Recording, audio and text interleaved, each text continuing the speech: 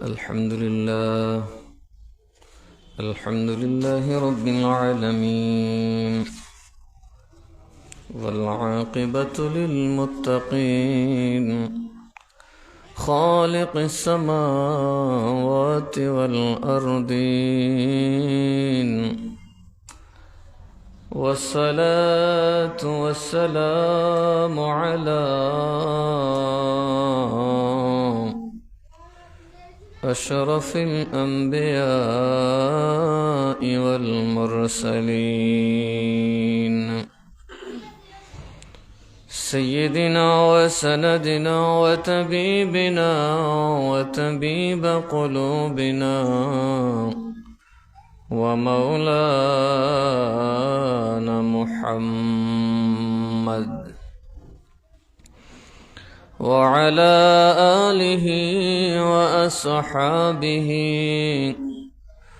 وعلماء ملته وأولياء أمته أجمعين. أما بعد، فقد قال الله تعالى في شان حبيبه ومحبوبه مخبرا وآمرا: إن الله وملائكته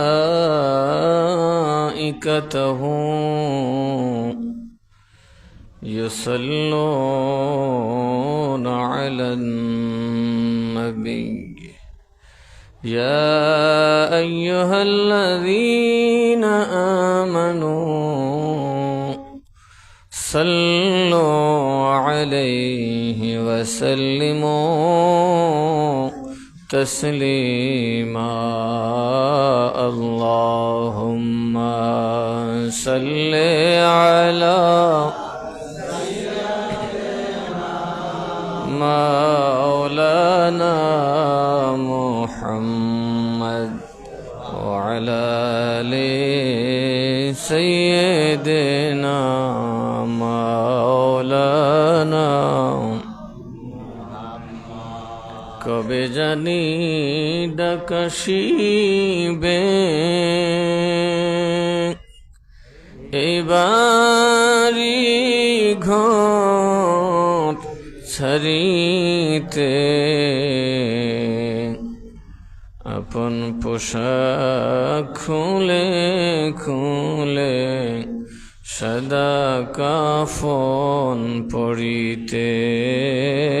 আল্লাহুম্মা সাল্লি আলা সাইয়্যিদিনা মাওলানা মুহাম্মদ وعلى آل سيدنا مولانا. لا إله هو لا إله هو لا إله لا إله إلا الله محمد رسول الله صلى الله عليه وسلم. أعوذ بالله من الشيطان الرجيم. بسم الله الرحمن الرحيم.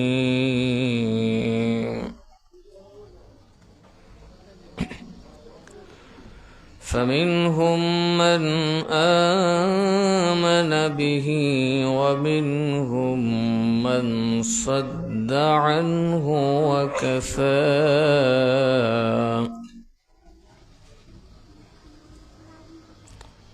وكفى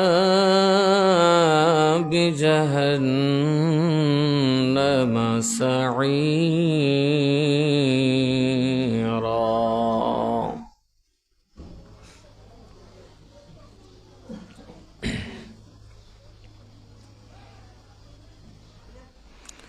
إن الذين كفروا بآياتنا سوف نصليهم نارا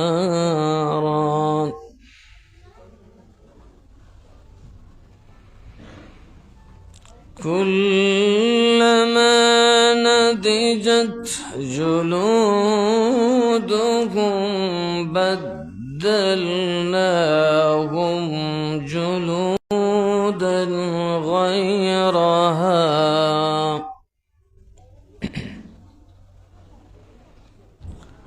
ليذوقوا العذاب إن الله كان عزيزا حكيما.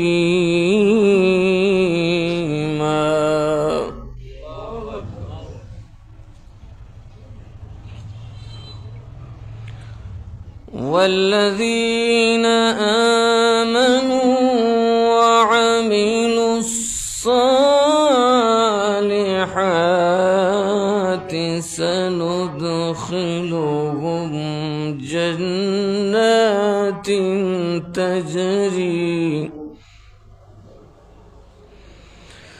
تجري من تحتها الأنهار خالدين فيها أبدا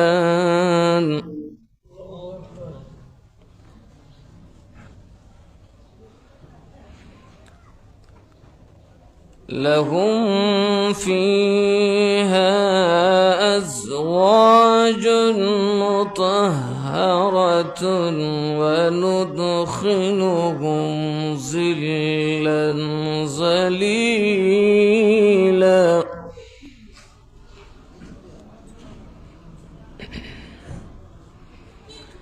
إن الله يأمركم أن تؤدوا الأمانات إلى أهلها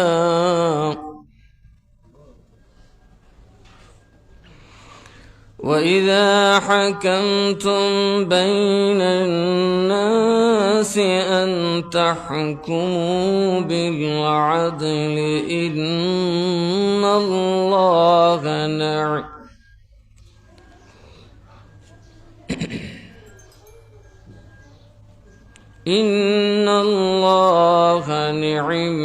ما يعظكم به إن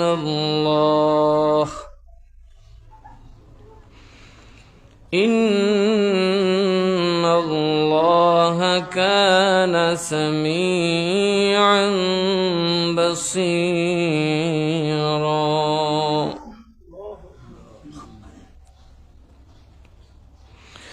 يا أيها الذين آمنوا أطيعوا الله وأطيعوا الرسول وأولي الأمر منكم فإن تنازعتم في شيء فردوه إلى الله والرسول إن كنتم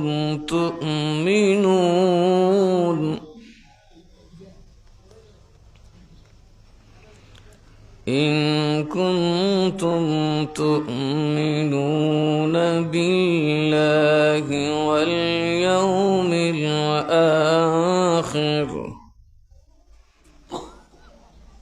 ذلك خير وأحسن تأويلا.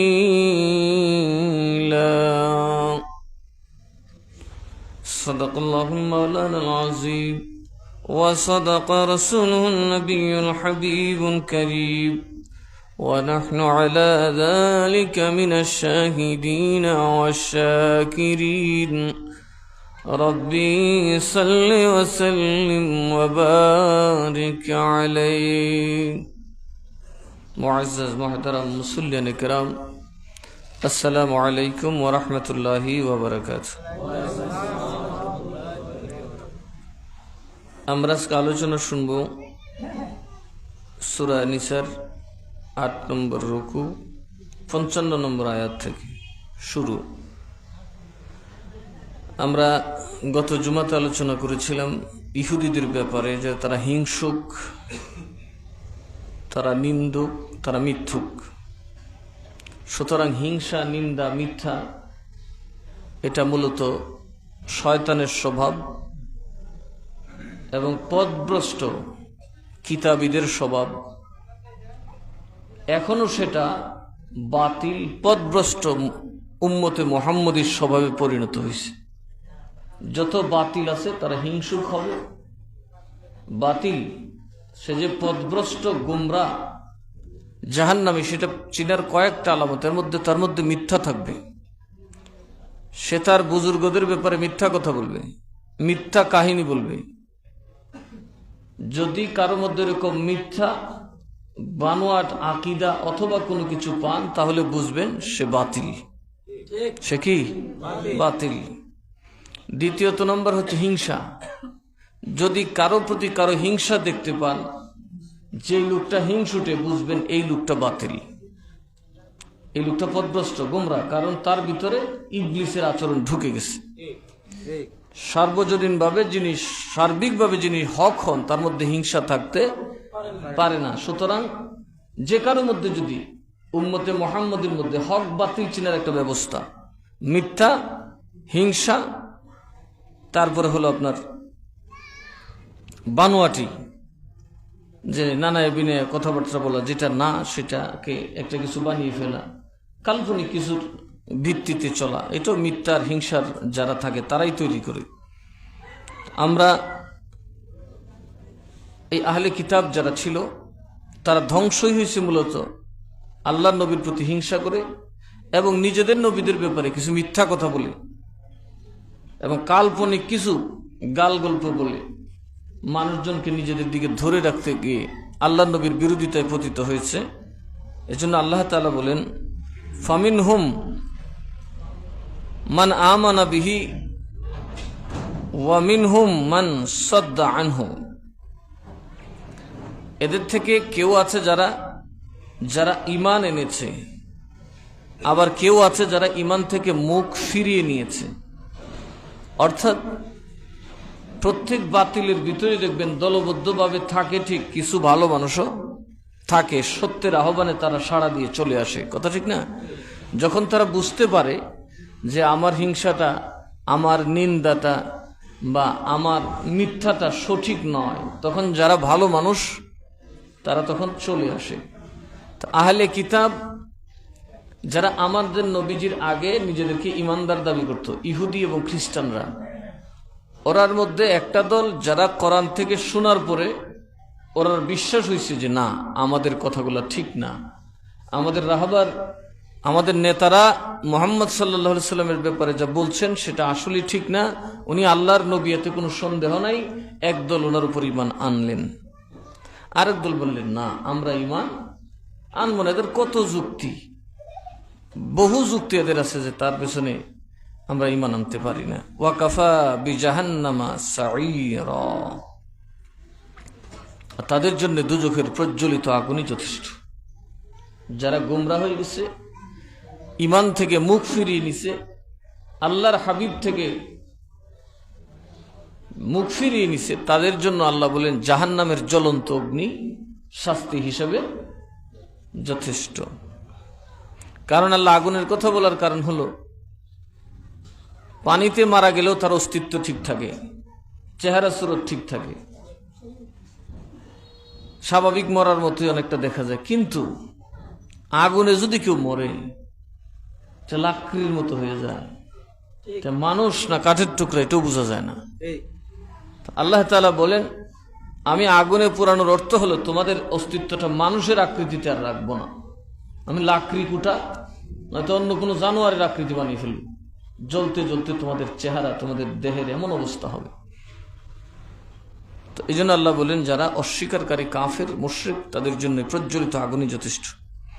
ইন্নাল্লাযীনা কাফারু বিআয়াতিনা সাওফা নুসলিহিম নারান, আর যারা আমার আয়াতসমূহকে অস্বীকার করেছে আমি অচিরেই তাদেরকে জাহান্নামে পাঠিয়ে দেব, খুব তাড়াতাড়ি পাঠিয়ে দেব। সেটা তো তাড়াতাড়ি, কবরে যে কতদিন থাকতে হবে আল্লাহ জানে, আর সেই হিসেবে 50, 60, 70 বছর তো কিছুই না, দেখতে দেখতে চলে যায়। কুল্লামা নাদিজাত জুলুদুহুম, যখন তাদের সমস্ত চামড়া দগ্ধ হয়ে যাবে, জ্বলে পুড়ে ছাই হয়ে যাবে। আগুন লাগলে কি হয়? চামড়া থাকে? আল্লাহ বলেন চামড়া উঠে যাবে একবার, বাদদালনাহুম জুলুদান গায়রাহা, তখন আবার চামড়া গজাবে, আবার জ্বলবে। তার মানে কষ্টের শেষ থাকবে না। এক তো মরা যখন ফুরে, তখন মরে গেলে সারা গেল, আর ফুরলেই কি? এবার তাকে আপনি হাড্ডি বানান, কাবাব বানান, যাই বানান, সারা গেছে তো। মরার পরে তোর মুরগি লাভ দিবে না, কিন্তু আল্লাহ বলে তোরা মরবি না। এক চামড়া পুরবো আর জ্বালায় চিল্লাবি, আবার চামড়া গজাবে, এর জায়গায় আবার চামড়া গজাবে, এভাবে জ্বলতে থাকবে আর কষ্ট পেতে থাকবে। মৃত্যুর আশা করলেও কোনো লাভ, কতই যন্ত্রণাদায়ক।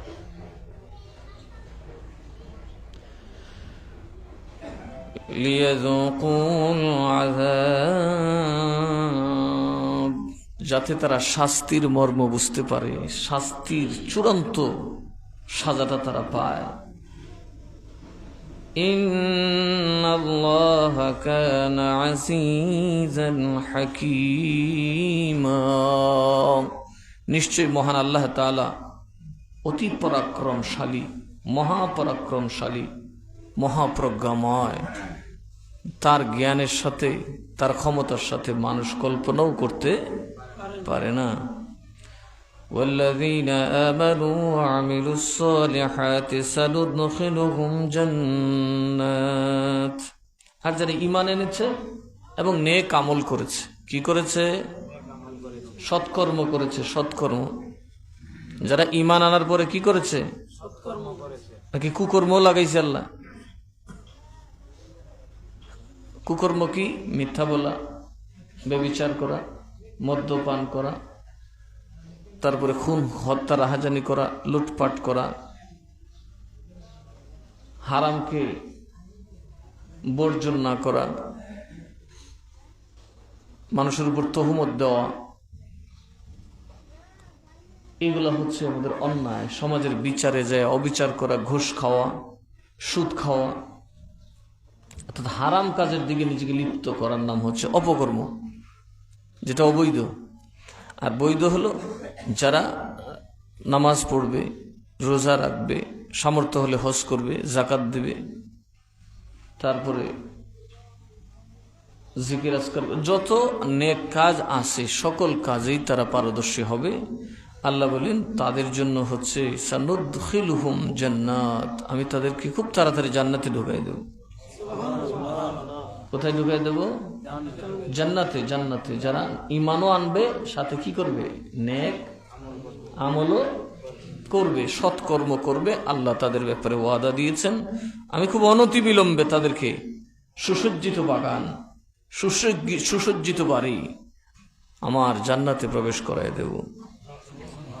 কি আছে সেখানে? তাজরি মিন তাহতিহাল আনহার, যার তলদেশে নহর, মানে ছোট ছোট নদী প্রবাহিত। দেখবেন আপনারা কাশ্মীরের ছবি যদি দেখেন, বা বিশ্বের কোনো চমৎকার কোনো ছবি দেখেন, প্রাকৃতিক ছবি দেখবেন, পাহাড় দুদিকে সুন্দর নহর গেছে, আশেপাশে সুন্দর সুন্দর বাড়ি, এগুলোই তো পর্যটন এলাকা, তাই না? আল্লাহ তাআলা এই যে মানুষ এগুলো বানায় বা এগুলো পছন্দ করার কারণ আছে তো, আদম আলাইহিস সালামের পিঠে থেকে সবাই এগুলো দেখছে, যে কারণে এইসব পরিবেশে গেলে তার আগের কথা মনে হয়, সে নিজের মধ্যে স্বর্গীয় সুখ বা স্বর্গীয় শান্তি অনুভব করে। আল্লাহ তাআলা বলেন জান্নাতের নিচে দিয়া কি থাকবে?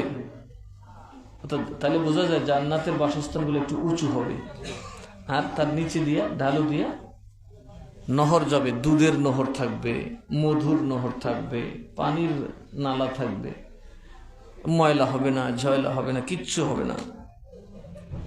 আল্লাহ বলেন ওই জান্নাতে তাকে ঢুকিয়ে দেওয়া হবে যার তলদেশে আছে কি? নহর সমূহ বা নালা সমূহ। খালিদিনা ফিহা আবাদা, ওরা সেখানে আবাদুল আবাদ বাস করবে। সেখান থেকে না বের করা হবে, না তাদের কাছে ভাড়া চাওয়া হবে, না সময়ের জন্য পরিচ্ছন্নতার জন্য তাদেরকে এখান থেকে বের হতে বলা হবে। তারা আবাদুল আবাদ চিরকাল সেখানে জীবিত থাকবে এবং আমার এই জান্নাত সমূহ উপভোগ করবে। সেখানে তাদের জন্য আরো কি আছে? লাহুম ফিহা আজওয়াজুন মুতাহহারাতুন, ওখানে তাদের জন্য রয়েছে পবিত্র স্ত্রী। কি স্ত্রী? পুত পবিত্র স্ত্রী। দুনিয়ার স্ত্রীদের মধ্যে সময় অসময় তাদের মধ্যে সমস্যা থাকে, কিন্তু আল্লাহ বলেন ওখানে যে স্ত্রী তোমাদের থাকবে তাদের মধ্যে কোনো নাপাকি, কোনো অপবিত্রতা থাকবে না, সম্পূর্ণ পবিত্র স্ত্রীগণ থাকবে।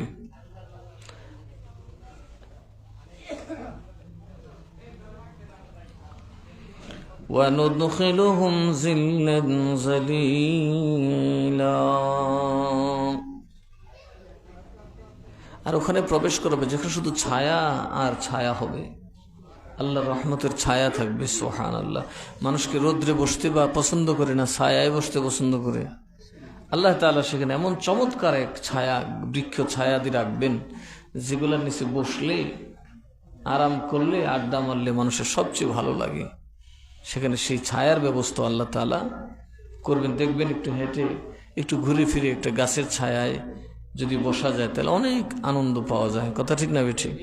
আল্লাহ বলেন সেই ছায়াও সেখানে থাকবে। ইন্নাল্লাহা ইয়া'মুরুকুম আন তুআদ্দুল আমানাতি ইলা আহলিহা, আল্লাহ বলেন তোমাদের কাছে যে আমানত, যাদের কাছে আমানত আছে, তোমরা যার যার আমানত তার পরিবারের কাছে ফেরত দাও। কি ফেরত দেওয়ার কথা বলছেন? আমানত। তো দেখুন আমানতদারি কত গুরুত্বপূর্ণ বিষয়, আমানত কত দায়িত্বপূর্ণ বিষয়, যে আল্লাহ তাআলা নির্দেশ দিচ্ছেন তোমাদের কেউ যদি কারো কাছে আমানত রাখে, তবে তোমরা তোমাদের আমানতের মাল যে প্রাপ্য তার কাছে কি দাও? ফিরিয়ে দাও। وَإِذَا حَكَمْتُمْ بَيْنَ النَّاسِ أَن تَحْكُمُوا بِالْعَدْلِ, আর যখন তোমরা মানুষের মধ্যে সালিশ করবে, হিন্দু মুসলমান না, মানুষ বলছেন আল্লাহ। এমন নয় যে হিন্দু আর মুসলমানের দুই রকমের সালিশ হবে, এমন নয় যে বিচার হিন্দু বৌদ্ধ খ্রিস্টানের মধ্যে কোনো বেশ কম আছে। আল্লাহ বলেন আদালতে কারো প্রতি ধর্মীয় বা কোনো গোত্রীয় টান দেখানো যাবে না। যেই হোক, মানুষের মধ্যে যখন তুমি আদালত করবে, বা আমরা গ্রামে যেটা হয় সালিশ করবে, বিচার করবে, তখন তুমি অবশ্যই সততার সাথে করতে হবে। এখানে তুমি কারো দিকে ঝুঁকে যাওয়া চলবে না। এখানে আদল, ইনসাফ, ন্যায়পরায়ণতার সাথে তোমাকে কাজ করতে হবে। ইন্নাল্লাহা নি'ম্মা ইয়া'iযুকুম বিহি, নিশ্চয় আল্লাহ তাআলা কত চমৎকার উপদেশ তোমাদেরকে দেন। আল্লাহ তোমাদেরকে সুন্দর উপদেশই দেন, কখনোই খারাপ কথা আল্লাহ বলেন না, খারাপ কাজ করার কথা তোমাদেরকে বলেনও না। আল্লাহ সবসময় তোমাদের জন্য ভালো কথাগুলোই বলেন, উৎকৃষ্ট কথাগুলোই বলেন। ইন্নাল্লাহা কানা সামিআম বাসীরা, নিশ্চয় রব্বুল আলামিন সব শুনেন, সব দেখেন। তিনি সব শুনেন এবং সব, তার মানে আমরা ঘুষ খাই, সুদ খাই, বাটপারি, সিটারি, টাউটারি, মিথ্যা যাই করি না কেন, তিনি সব দেখেন এবং সব শুনেন।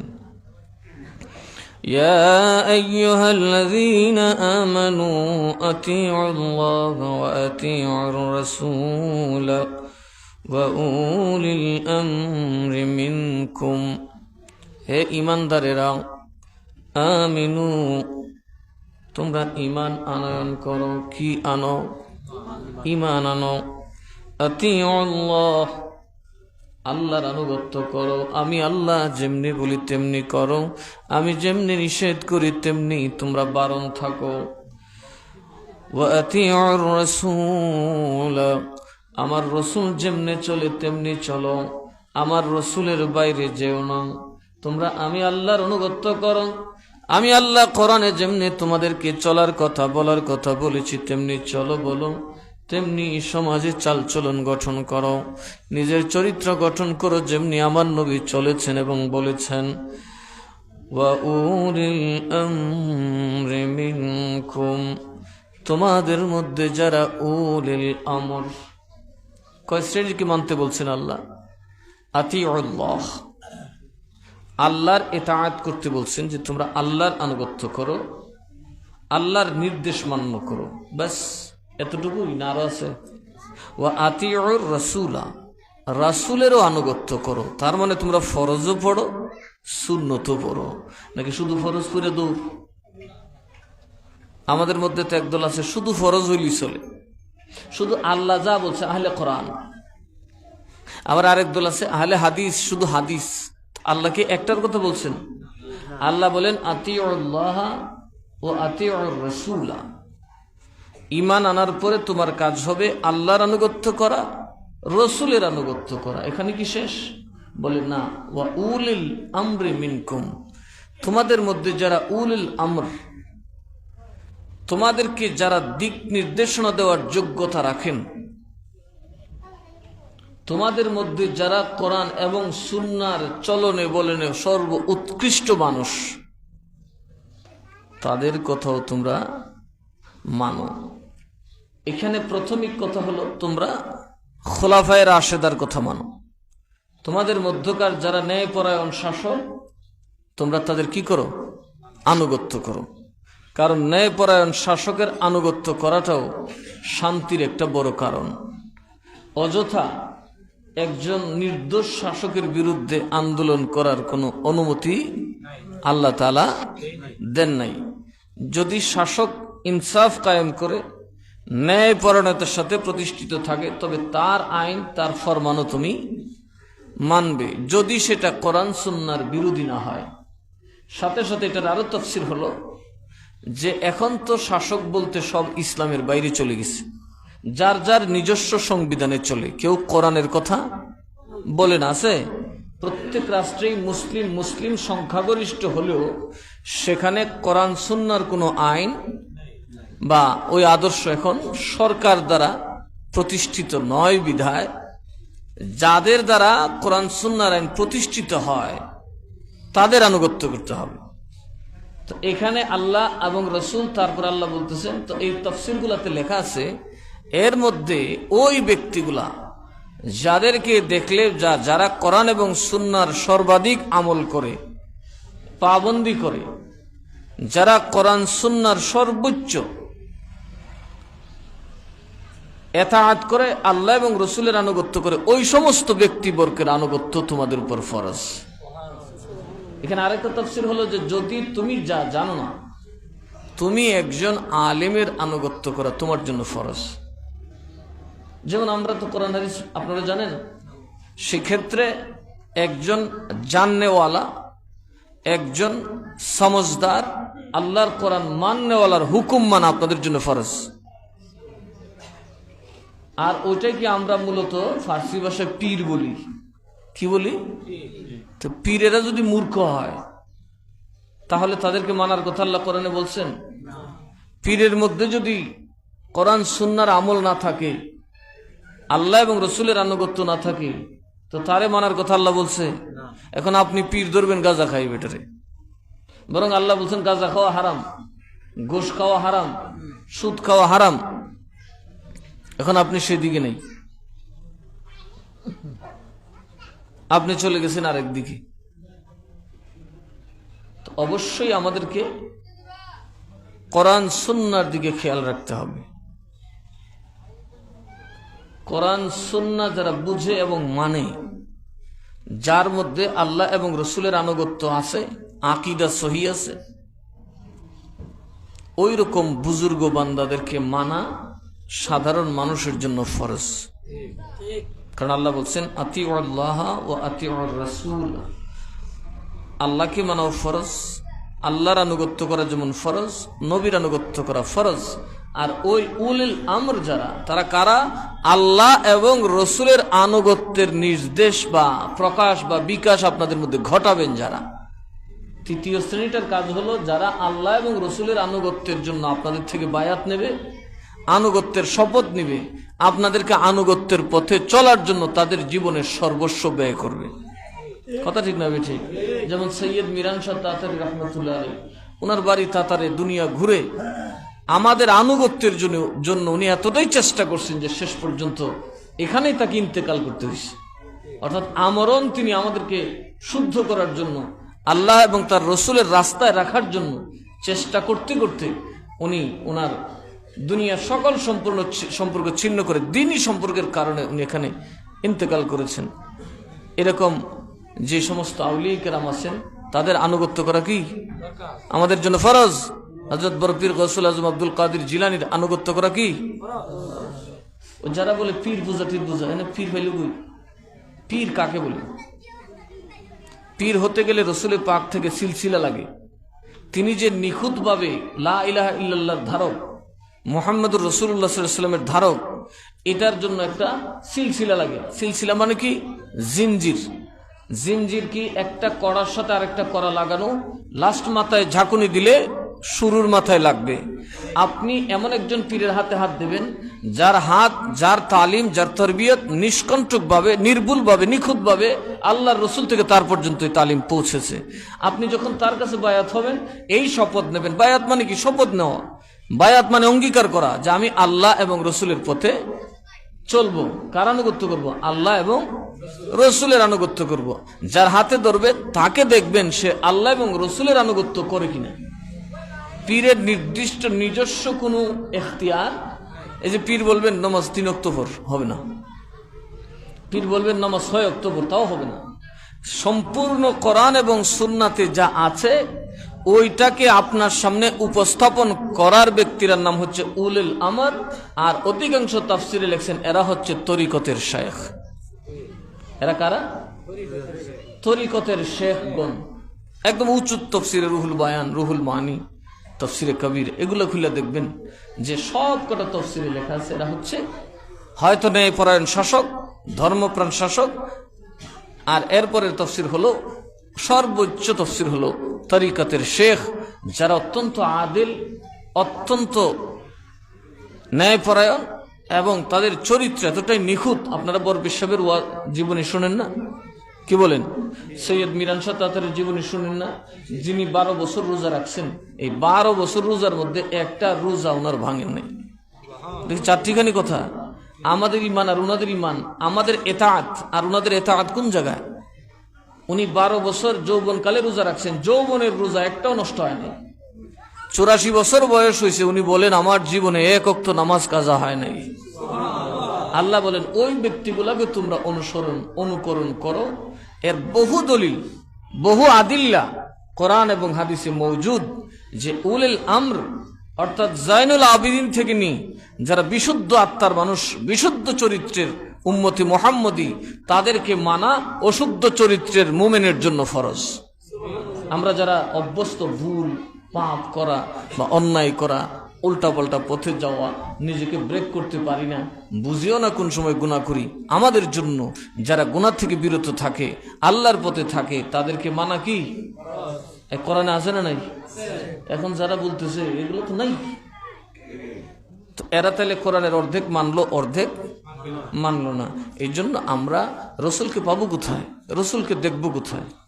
আমরা রসুলকে পেতে হলে, রসুলকে দেখতে হলে রসুলের সিলসিলা সঠিক পীর যারা কোরআন সুন্নাহ সম্পর্কে জানে, আকীদায় সঠিক, আমলে সঠিক, তাদের কাছে যেতে হবে। ফাইন তানাযাতুম ফি শাইইন ফারুদ্দুহু ইলাল্লাহ। অতঃপর যদি তোমাদের মধ্যে কোনো বিষয়ে মতভেদ ঘটে, আছে না আমাদের মধ্যে মতভেদ? আছে না আমাদের মধ্যে মতভেদ? আছে না নেই?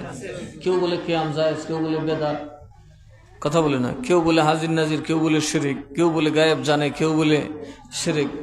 এই ধরনের আছে না আমাদের মধ্যে? আল্লাহ আগে বলে দিয়েছেন ফাইন তানাযাতুম ফি শাইইন, তোমাদের মধ্যে কোনো বিষয় নিয়ে যদি মতভেদ ঘটে বা বৈপরীত্য চলে আসে বা মতবিরোধ চলে আসে, ফারুদ্দুহু ইলাল্লাহ, সেটা তোমরা আল্লাহর দিকে ছেড়ে দাও। কার দিকে? আল্লাহর দিকে ফিরিয়ে নাও। ওয়ার রসুল, এবং রসুলের দিকে। তোমাদের মধ্যে ঝামেলা হলে তোমরা আল্লাহ এবং রসুলের দিকে নিয়ে যাও। তার মানে হলো আল্লাহর কোরআন এবং রসুলের সুন্নাহ, রসুলের হাদিসের দিকে তাকাও। কথা বুঝতে পারছেন? যদি তোমাদের মধ্যে কোনো বেমিল হয়, এই জন্য আমরা আমাদের ইখতিলাফি মাসালাগুলো বলতে গেলে আমরা কোরআনের দলিল দিতে হয়, আমরা হাদিস থেকে দলিল দিতে হয়, অন্যথায় সেটা গ্রহণযোগ্য সমাজে হয় না। যেমন নবীজি নূর, এটা কোরআন থেকে দলিল দিতে হয়, হাদিস থেকে দলিল দিতে হয়। নবীজি হাজির নাজির, কোরআন থেকে দিতে হয়, হাদিস থেকে দিতে হয়। কথা ঠিক না ঠিক? এবারাতুন নাস, দালালাতুন নাস, ইশারাতুন নাস, নানানভাবে আমরা এগুলা প্রমাণ করার চেষ্টা করতে হবে। একদম ফালতু যেই কথার কোনো ডকুমেন্ট কোরআনে নাই, যেই কথার কোনো ডকুমেন্ট হাদিসে নাই, এটা সম্পূর্ণ বিদআত এবং পরিত্যাজ্য। এর উপর আমল করলে উম্মত গুনাহগার হয়ে যাবে। কথাটা বুঝতে পারছেন আপনারা?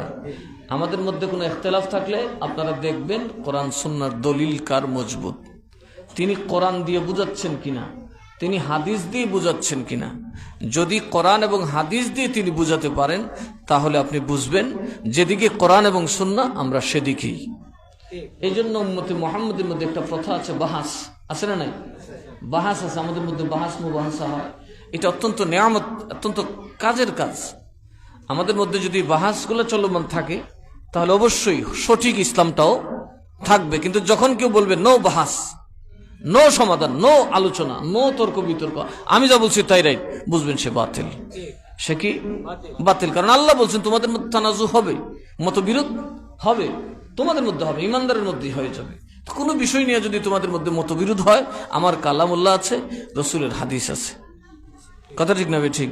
এগুলা নিয়ে তোমরা বসো, বৈশা দেখো নবী নূর না মাটি, হাজির নাজির হয় নাকি শিরক, এগুলা তোমরা কোরআন সুন্নাহর আলোকে দেখবে। আর যদি কেউ বলে না আমি বলছি নো বাহাস, নো কথাবার্তা, আমি যা বলছি তাই ঠিক, তাহলে বুঝবেন ওই লোকটা যে বাতিল, গুমরাহ, পথভ্রষ্ট, এতে কোনো সন্দেহ নাই। সুতরাং যারা বিতর্ক মানে, আলোচনা মানে, তারা হক। আর যারা আলোচনা মানে না, যারা আলোচনার দিকে আসতে চায় না, তারা বিলকুল না হোক। ওই দলকে কখনোই সমর্থন দিবেন না। অন্তত আলোচনায় আসতে হবে, মুসলমান মুমিন কথা বলতে হবে। এখন আল্লাহ নবী গায়েব জানুক বা না জানুক, এটা আমাদের কোনো দায়িত্ব? আমরা দায়িত্ব কোরআনে যা আছে আমরা বসতে পারি, আসুন বসুন, আমরা আলোচনা করি। যদি থাকে তাহলে মানবেন, আর যদি না থাকে না মানবেন। এখানে তো আমাদের ব্যক্তিগত কোনো বিষয় বা আলেমুল আমার কোনো ব্যক্তিগত বিষয় কিন্তু এখানে নাই। এটা একান্তই আল্লাহ এবং রসুলের ব্যাপার। যেমনি ভাবে আমরা মাসালার ব্যাপার আমাদের মধ্যে কোনো দ্বিমত নাই, আছে। যেমন আমরা কওমি বেরেলি, আমাদের মধ্যে কিন্তু মাযহাবের মাসালা নিয়ে তেমন কোনো বিরোধ নাই। আমরা বসি এবং কোনো কোনো সময় একসাথেই যারা মাসালা মানে না তাদের সাথে বাহাসেও বসি।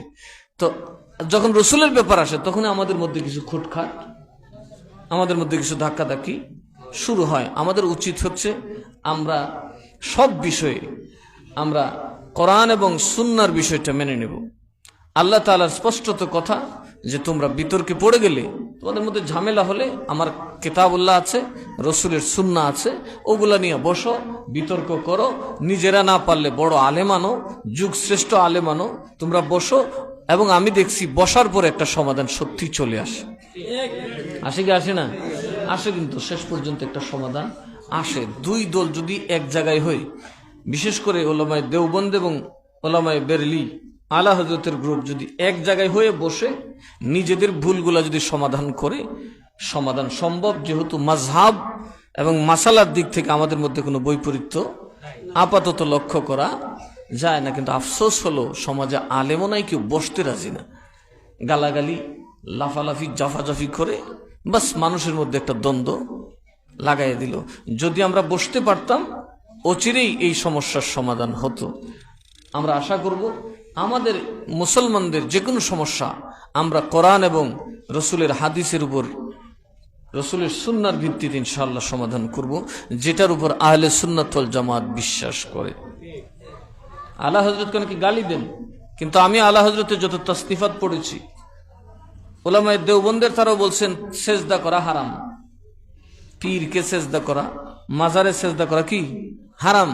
কিন্তু ওনারা কেউ একটা হাদিস লিখলেন না, সুজা ফতোয়াটা দিয়ে দিচ্ছেন। ফতোয়া দারুল উলুম দেওবন্দ দেখেন, তারপরে আব্দুল হাই লখনবী সাহেবের মজমুআয়ে ফতোয়া, সব ফতোয়াতে শুধু লিখছেন সেজদা করা কি, কেউ বলেছেন শিরক, কেউ বলছেন হারাম, কিন্তু কেউ দলিল দেন নাই। আর আলা হযরত যখন হারাম বলছেন, 40টা হাদিসের এবারও টেনে আনছেন। আলা হযরত যা বলেন সেটা আগে দলিল রেডি করে বলেন। উনি প্রত্যেকটার পেছনেই কোরআনে পাকের আয়াত আনেন, তো ওই রকম আলেম ফাজিল কিন্তু আমাদের সিলসিলার পীর। আমি তাদেরই একজনের অনুসারী। এই আলা হযরতের বিজ্ঞ শ্রেষ্ঠ শতবর্ষ নয়, উম্মতে মুহাম্মদের মধ্যে যে কজন বেনজির আলেম, বেনজির শায়ের, বেনজির নবীর প্রশংসা করে নেওয়ালা, তার মধ্যে একজন আহমদ রেজা খান। নাম কি? যাকে আমরা আলা হযরত বলে চিনি। উনার ব্যাপারেও মিথ্যা কথা। ওই দিন আফসোস লাগে, ওই জন্য তোদেরকে বাতিল বলি। জুমার মিম্বরে দাঁড়িয়ে তিনি বলছেন আহমদ রেজা খান খালি মানুষের কাফের কয়, কাফের কয়। নাউজুবিল্লাহ বলে। আলা হযরত কাউকেই কাফের বলেন নাই, উনি কোন মোমেনকেই কাফের বলেন নাই। এটা তার উপর সরাসরি তহমত, সরাসরি মিথ্যা অপবাদ। আর যদি দাঁতের গোড়া ইলিম থাকে তো আমাদের সামনে আসেন, বসুন না। আমরা কি বাঘ না হাত বালুক? আমরা তো জঙ্গিও না, কথা কোন ঠিক না বেঠিক? আহলে সুন্নাত ওয়াল জামাত কিন্তু সরকার বলতে পারবেন আমরা জঙ্গিপনা করি, আমরা উগ্রবাদিতা বা নানান ধরনের ঝগড়া ফেসাদ করি। আসুন, বসুন।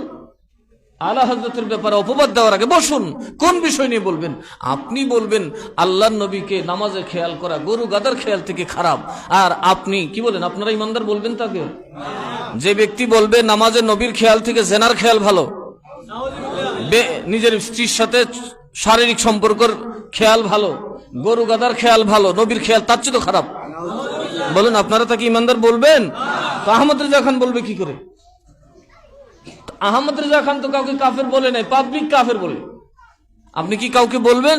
যদি কেউ বলে আমার নবী আমার মাদ্রাসায় এসে আমাদের সাথে বসে উর্দু শিখছে, আপনি কি তার কথা মেনে নেবেন? কোন উম্মতে মুহাম্মদী মেনে নিতে পারে? তাহলে আহমদ রেজা খানের দোষ কই? দোষ করবেন আপনি।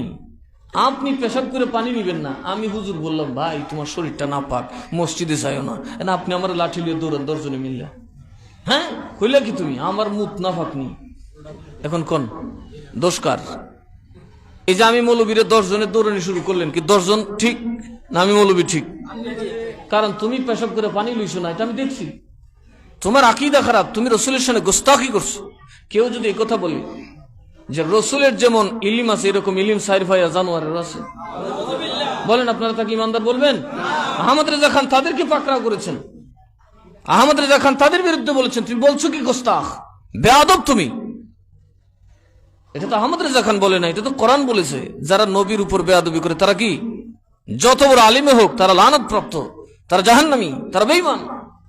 এটা আহমদ রেজা খান বলতে হবে। আহমদ রেজা খান শুধু কোরআন খুললা দেখাইছে। এবারটা তুই যে কইলি নবীর যেমন এলমে গায়েব আছে এরকম সাইর ভাইয়া জানোয়ারেরও আছে, তুই কিন্তু খালাস, তুই কি খালাস হয়ে গেছিস। এতে করে যারা ওনাকে গালিগালাজ করে, এই জন্য আহমদ রেজা খান কিন্তু কোন মুমিনকে কাফের বলে নাই, কোথাও না। আমি তো ওনার ফতোয়া রিজভিয়া পড়েছি, অনেক কিতাব পড়তেছি, পড়েও তো শেষ করা যায় না দুনিয়ার কিতাব। কিন্তু আমি যত দেখতেছি অভিভূত হয়ে যাচ্ছি এবং মাসলাক ও মাযহাবের উপর ঈমান বেড়ে যাচ্ছে যে আহমদ রেজা খান সত্যি আল্লাহর প্রেরিত একজন ইলমে লাদুনী ওয়ালা মানুষ, যিনি না আসলে আমরা মাজারগুলোকে শিরকের আস্তানা ফতোয়া দিতাম। অথচ আল্লাহর কোরআন বলে মাজার হচ্ছে রহমতের বাজার। সঠিক সঠিক আউলিয়ার মাজার, সঠিক আউলিয়ার কবর হচ্ছে কি রহমতের মার্কাজ, রহমতের দরিয়া, যে রহমত ছাড়া কখনো ইমানদার চলতে পারে না। কিন্তু আমরা ওগুলোকে শিরক বলতেছি। মাজারের কীর্তি হলো একটা, একদল গিয়ে গাঞ্জা খায়, এরাও ভ্রান্ত, দুল বাজনা বাজায় নারী পুরুষ একসাথে, নানান ধরনের উচ্ছৃঙ্খল গান, শ্যামার মাসাল আলাদা, ওরা উচ্ছৃঙ্খল গান বাজনা প্রচার করে, গাজার ধোয়ায় যাওয়া যায় না, এগুলো বাতিল। আবার আরেক দল হুজুর ফতোয়া দিতেছে ওখানে যাওয়াই শিরক, ওখানে গেলেই শিরক, ওরাও বাতিল। আহমদ রেজা খান কয় না, নবীর পথে আসো, জিয়ারত করো, ওসিলা দিয়ে দোয়া করো। কথা বুঝেন নাই? ওখানে সিজদাও দিবা না, ওখানে কোনো ধরনের অশালীন কাজও তোমরা করবা না, জাস্ট নবীজি যা করছেন তা তোমরা করো। এই জন্য দেখা যায় দুনোদল আহমদ রেজা খান গালিতে। এই জন্য আমরা আহমদ রেজা খান যিনি, তিনি হচ্ছেন আমাদের সিলসিলার পীর ও মুর্শিদ। আমরা এই জন্য গর্ববোধ করি এই ফিতনার জমানায় এমন একজন মানুষ আমাদের শেখ, এমন একজন মানুষ আমাদের পীর, যিনি গোটা বিশ্বের আলেমদেরকে হেদায়েতের পথ দেখিয়ে দিয়েছে। এই সিলসিলা আমি গুনাহগারের সিলসিলা। আমার পীর আমার দাদা আলহাজ মোহাম্মদ আব্দুল মতিন আল কাদেরী রহমতুল্লাহ আলাই, ওনার পীর হযরত মাওলানা সৈয়দ ইরফান শারামপুরি রহমতুল্লাহ আলাইহ, যিনি সৈয়দ মিরান শাহ তাতারী রহমতুল্লাহ আলাইহর নাতি, উনার পীর সৈয়দ মাওলানা আহমদ হোসেন আমরুহি রহমতুল্লাহ আলাইহ, উনার পীর হচ্ছেন আলা হযরত ইমাম আহমদ রেজা খান ফাজিল ইবনে লবি। তো এই দরবারের আকীদা ঠিক আছে কিনা নাই? এই দরবারের পথ ঠিক আছে কিনা নাই? সুতরাং কারো যদি চুলকানি থাকে জানার ব্যাপারে, বা কোনো ভাইয়ের যদি আশা থেকে, আসুন আমার কাছে বসুন, সময় দিন। ইসলাম বলে কারো ব্যাপারে ভালো বলতে এত যাচাই করা লাগে না, খারাপ বলতে যাচাই করা লাগে। আর যদি কোনো ভালো মানুষকে আপনি খারাপ বলেন, এতে ওই ভালো মানুষটার কিছু হবে না, আপনি কিন্তু নিজের জন্য পাপ খরিদ করে নিয়ে আসতেছেন। কথা ঠিক না? ঠিক। ফেসাব করে ফানিলে তো দিস না, এবারটা কয় ফোনলা বন্ড বুঝে কিছু।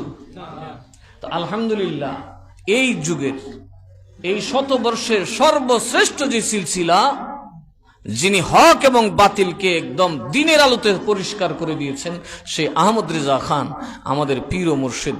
এই ব্যাপারে আমরা আল্লাহর কাছে শুকর আদায় করি। আমাদের সিলসিলা, আমাদের আকীদায়, আমাদের আমলে কোনো ভেজালও নাই, অতিরঞ্জিত। যেমন একদল মানুষ পীরের কাছে গিয়ে সেজদায় পড়ে কিনা, এরকম নাই। কিন্তু আলা হযরত বলেন না, মাঝখানে থাকো, সেজদাও দিবা না, আর বেয়াদবের মতো ঠ করে দাঁড়ায় থাকবা না। অনুমতি পেলে কদম বসি করো। কি করো? কিন্তু সেটা অনুমতি সাপেক্ষে। বিনা অনুমতিতে পীরের কদম বসি করা ঠিক নয়। যেমন আমি তুই মুশকিলে পড়ছি, আমি হাঁটতে পারি না, এই হাত দিয়ে খামসা পড়ছিনি বিপদে। আজকে দেখুন আলা হযরত যেটা বলেছেন, মাওলানা নুরুল ইসলাম উলিপুরি সাহেব দেরিতে হলে স্বীকার করছেন যে কদম বসি জায়েজ। কথা কেন? কিন্তু সালাম দেওয়া সুন্নত। তো আমরা সুন্নিরা কি সালাম নাই? আমরা দিই না সালাম? সালাম দেই কিনা? তো আমাদের মধ্যে সুন্নত আছে, জায়েজ কাজও। আর উনি সুন্নত আর জায়েজ দিয়া কি বুঝাইলেন? সুন্নত দুই কথা, জায়েজ দেখো তুই। কথা কেন? যে কোনো জায়েজ কাজ, হালাল কাজ করে সুন্নত। সুতরাং এই আয়াতের তাফসীরটা উনি একটু ব্যাখ্যা করে বললেন না, কিন্তু শেষ বেলায় হলেও বুঝতে পারছেন আহমদ রেজা খান রাইট। কথা কন ঠিক না? বেছে সমস্ত উলামায়ে দেওবন্দ যা লিখতে পারে নাই সেজদার, তাজিমের সেজদার ব্যাপারে, সেটা কিন্তু আলা হযরত লিখেছেন। তো এই ব্যাপারে আমরা শুকরিয়া আদায় করে বলি আলহামদুলিল্লাহ। আমি আমার সাজরা লিখে দিয়েছি, আমার সিলসিলার সব কটা বয়ান আমি দিয়ে দিয়েছি। কারণ আজকালের জমানা এই আতকাফির হুদকাফির আছে না নাই? পীরের চেহারা দেখবেন মাশাআল্লাহ সেরকম, তার রুমাল, তার টুমাল, কিন্তু তলেদা দেখবেন মাফিয়ার ডন। আছে না নাই? আমরা বাবা মাফিয়া টাফিয়া না, সারাদিন এখানে বসে থাকি, আইসা দেখতে পারবেন কোন হালে আছে। কথা কেনাকে? আমার তো সবকিছু আপনাদের সামনে, আমার বাড়ি ঘর সব আপনাদের সামনে। এই জন্য আমি বছরে 2 বার আপনাদেরকে আহ্বান করি, আমার মুরিদদেরকে বা জনতাকে, আপনারা একদিন আসুন, নাসিরনগরে আসুন, আমার কচুয়াতে আসুন, আমার বাড়িঘর দেখুন যে আমি কিভাবে হালে আছি, কোন অবস্থায় আছি, হিসাব কিতাব করুন, দেখি আপনারা আমার কোনো গ্যাপ পান কিনা। কিন্তু যারা একদম সিনেমা নির্ভর, ভিডিও নির্ভর পীর, যাদেরকে মুরিদ চোখেও দেখে নাই, তাদের কাছে যে কি বুঝছে মানুষ মুরিদ, এটা আল্লাহ জানে আর তারা জানে। একটা মানুষ কিন্তু চোখেই দেখেন নাই, অথচ তার কাছে বায়াত নিতেছে। সে চালচলনে কিরকম, সে আসলে কিরকম, তাকে তো দেখতে হবে যে তার সত্যি তার মধ্যে আমার থেকে আল্লাহ এবং রসুলের মোহাব্বত বেশি আছে কিনা, আমার থেকে তার মধ্যে অন্তত মুরিদ এটা দেখতে হবে যে পীর তার থেকে কাবিল কিনা, অন্তত তার থেকে তো কাবিল হইতেও। এখন দেখা যায় পীরে মুরিদ 91 বিড়ি গাঁজা খা, আছে না নাই? পীরও গাঁজা খায়, মুরিদও গাঁজা খায়। কোন জায়গায় দেখা যায় পীরে গাঁজা খায়, মুরিদে খানা, তো এ না তার কাছে মুরিদ দরকার। কথা কেনাকে? এই জন্য আপনি মুরিদ হতে গেলে আপনার পীরকে অন্তত এটা দেখবেন যে তিনি আমার থেকে অন্তত যোগ্য কিনা, সিলসিলা ঠিক যদি হয়। প্রথম শর্ত হচ্ছে তার সিলসিলা ঠিক হতে হবে, না তো বায়াতি হওয়া যাবে না। সিলসিলা যদি ঠিক হয় তাহলে আপনি প্রথম যাচাইটা করবেন আমার সাথে তার দূরত্ব, আমি যতটুকু আকীদার মাসালা জানি আমার পীর সাহেব জানে কিনা, আমি যতটা নামাজ পড়ি তিনি ততটা পড়েন কিনা, আমি যতটা সৎ পথে চলি তিনি অন্তত আমার থেকে ভালো কিনা। যদি আমার থেকে ভালো হয় তাহলে আপনি মুরিদ হন, কিছু ফায়দা পাবেন, নয়তো কিন্তু গাড়ি উল্টা চলবে। তো উল্টা চললে কিন্তু চরকায় সুতা ভাজ হয়ে লাগে না, এটা কিন্তু উল্টা পাল্টা পেশ হয়ে লাগে। এক সময় দেখবেন মুরিদ যাইব একদিকে, ফির যাইব আরেক দিকে, একটার বদনাম আরেকটা করে। কথা কেন? এরকম আছে না নাই? পীর মুরিদ আছেন এরকম, দেখবেন কিছুদিন পীর সাহেবের সাথে খুব মধুমাখা সম্পর্ক, কদিন পরে ঘুরে আর কমর পীর সাহেবটা বাটপার, মুরিদকে ফিরে কো মুরিদ বাটপার, মুরিদকে ফির বাটপার, কথা কেন এরকম আছে না সমাজে? তা কাজে বুঝার আগে অন্তত এতটুকু বুঝুন। আল্লাহ তাআলা আমাদের সকলকে বুঝার তৌফিক দান করুন। আসুন, আল্লাহ এই জন্য বলছেন, আমি শেষ করে দিচ্ছি, ইন কুনতুম তুমিনুনা বিল্লাহি ওয়াল ইয়াউমিল আখির, যদি তোমরা আল্লাহর উপর ঈমান এনে থাকো, কিয়ামতের উপর, আখিরাতের উপর ঈমান এনে থাকো। কিসের উপর? কথা বলেন, কিসের উপর? যদি তোমার মধ্যে সামান্যতম মৃত্যুর ভয় থাকে, তুমি মিথ্যা বলতে পারো না। এই যে ফেসবুকের মধ্যে মানুষকে নানান কথা বলে, এটার কি আল্লাহর ভয় আছে? কথা বলেন। যদি এরা আল্লাহর ভয় থাকতো, তাহলে কি এরা যাচাই বাছাই না করে কথাবার্তা বলতে পারতো?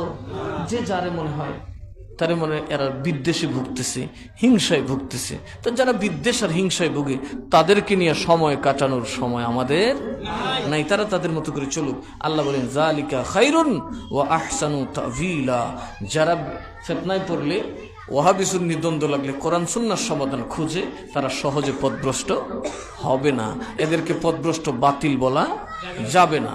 যদি যতই বিরোধ থাকুক, পরস্পরে যদি কোরআন সুন্নাহ নিয়ে আলোচনার পথ থাকে, কাউকে বাতিল বলা যাবে না। কারণ কিছু আকিদা আছে যেগুলো ইশারাতুন নস দিয়ে সাবিত। ওই আকিদাগুলাকে নিয়ে যদি কেউ তর্ক মানে, বাহাস মানে, তো মানার কারণে তাকে ততক্ষণ পর্যন্ত বাতিল বলা যাবে না। আল্লাহ তাআলা আমাদের সকলকে বুঝার তৌফিক দিক।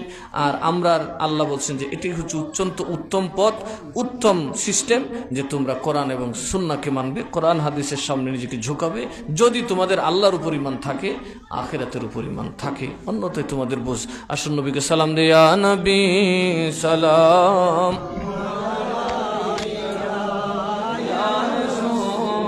السلام عليك يا حبيب،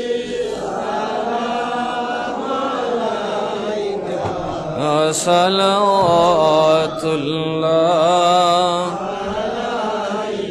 عرش کا کعبہ مدینہ، فرش کا کعبہ مدینہ، کعبہ کا کعبہ مدینہ، جنت مأوى مدینہ، یا نبی سلام، یا رسول سلام علیکہ، یا حبیب سلام علیکہ، صلوات اللہ।